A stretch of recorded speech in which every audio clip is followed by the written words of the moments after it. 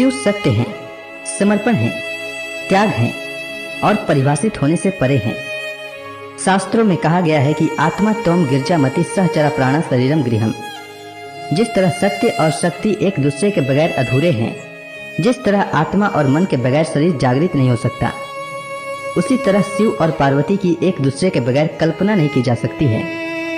प्रदोष एक ऐसा अवसर है जब मनुष्य अपने में अंतर्निहित सत्य स्वरूप शिव और ऊर्जा के रूप में विद्यमान शक्ति को एकाकार कर सकता है। ओम नमः शिवाय। जो भी भक्तगण शुक्रवार के दिन प्रदोष व्रत रखते हैं, उनके जीवन में सौभाग्य की वृद्धि होती है और दाम्पत्य जीवन में सुख शांति आती है। शुक्रवार के दिन पड़ने वाली प्रदोष व्रत को शुक्र प्रदोष के नाम से जाना जाता है। प्रदोष व्रत को हिंदू धर्म में बहुत शुभ और महत्वपूर्ण माना जाता है। इस दिन पूरी निष्ठा से भगवान शिव की आराधना करने से जातक के सारे कष्ट दूर होते हैं और मृत्यु के बाद उसे मोक्ष की प्राप्ति होती है। पुराणों के अनुसार एक प्रदोष व्रत करने का फल 2 गायों के दान जितना होता है। इस व्रत के महत्व को वेदों के महाज्ञानी सूत जी ने गंगा नदी के तट पर शौनक आदि ऋषियों को बताया था। उन्होंने कहा था कि कलयुग में जब अधर्म का बोलबाला रहेगा, लोग धर्म के रास्ते को छोड़कर अन्याय की राह पर जा रहे होंगे, उस समय प्रदोष व्रत एक माध्यम बनेगा जिसके द्वारा वे शिव की आराधना कर अपने पापों का प्रायश्चित कर सकेंगे और अपने सारे कष्टों को दूर कर सकेंगे। सबसे पहले इस व्रत के महत्व के बारे में भगवान शिव ने माता सती को बताया था। उसके बाद सूत जी को इस व्रत के बारे में महर्षि वेद व्यास जी ने सुनाया, जिसके बाद सूत जी ने इस व्रत की महिमा के बारे में शौनक आदि ऋषियों को बताया था। सूत जी शौनक आदि ऋषियों को शुक्र प्रदोष व्रत की कथा सुनाते हुए कहते हैं कि प्राचीन काल की बात है, एक नगर में 3 मित्र रहते थे। एक राजकुमार, दूसरा ब्राह्मण कुमार और तीसरा धनिक पुत्र। तीनों की आपस में गहरी मित्रता थी। राजकुमार व ब्राह्मण कुमार का विवाह हो चुका था, पर धनिक पुत्र का विवाह हो गया था किंतु गौना शेष था। एक दिन तीनों मित्र आपस में बैठकर स्त्रियों के विषय में चर्चा कर रहे थे। ब्राह्मण कुमार ने स्त्रियों की प्रशंसा करते हुए कहा कि जिस घर में स्त्री न हो वह घर भूतों का डेरा होता है। धनिक पुत्र ने यह सुना तो तुरंत ही अपनी पत्नी को लाने का निश्चय किया और घर जाकर अपने माता पिता के समक्ष अपनी पत्नी को लाने का प्रस्ताव रखा। तब उसके माता पिता ने उसे समझाया कि अभी शुक्र देवता डूबे हुए हैं, ऐसे में बहु बेटियों को उनके घर से विदा करवा लाना शुभ नहीं होता। किंतु धनिक पुत्र नहीं माना और ससुराल पहुंच गया।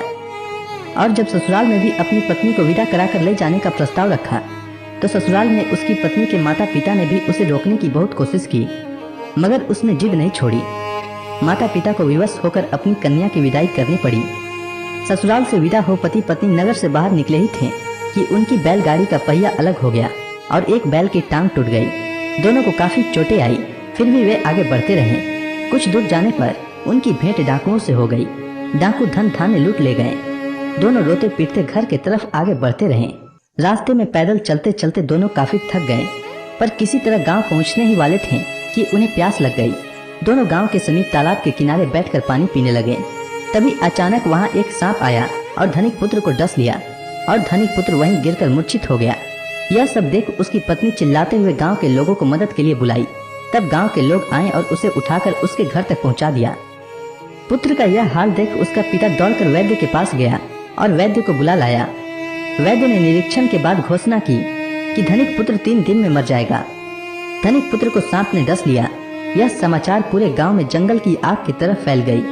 जब ब्राह्मण कुमार और उसके पिता को यह समाचार मिली तो वे दौड़ते हुए धनिक के यहाँ पहुंचे। ब्राह्मण कुमार के पिता ने धनिक को शुक्र प्रदोष व्रत करने का परामर्श दिया और कहा, इसे पत्नी सहित वापस ससुराल भेज दे।